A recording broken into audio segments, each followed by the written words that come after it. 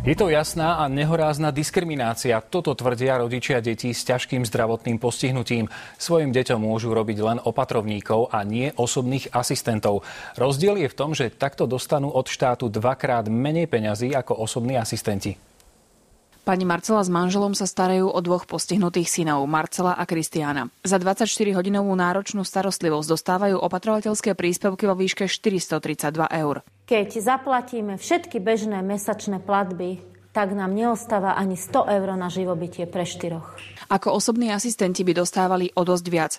Podľa zákona sú však práve rodičia z osobnej asistencie vo väčšine prípadov vylúčení. Podľa Kellenbergerovcov je to diskriminácia. Podáme žalobu za diskrimináciu našich detí a aj vlastne diskriminácia nás ako rodičov, pretože to slovičko okrem rodičov, to je nenormálne. Ministerstvo tvrdí, že cudzích ľudí pred rodičmi a rodinnými príslušníkmi uprednostňuje zámerne. Osobná asistencia je inštitút, ktorý má pomôcť začleniť občana s ťažkým zdravotným postihnutím do spoločnosti, aby nebol naviazaný stále na tú svoju najbližšiu rodinu. Preto uprednostňujeme cudzích. Ministerstvo si myslí, že pri posudzovaní situácie rodiny Kellenbergerovcov však pochybil aj Úrad práce, sociálnych vecí a rodiny v Prievidzi. Je pravda, že nemôžu vykonávať osobnú asistenciu v trvaní 10 hodín denne ako niekto cudzí, ale skrátenú im ako rodičom zákon tiež povoluje. Úrad práce by toto mal zohľadniť. Ju môže vykonávať aj rodinný príslušník najviac v rozsahu 4 hodín za deň. Kellenbergerovci sa proti rozhodnutiu úradníkov môžu odvolať na Ústredie práce, sociálnych vecí a rodiny, ktoré celý prípad prešetrí.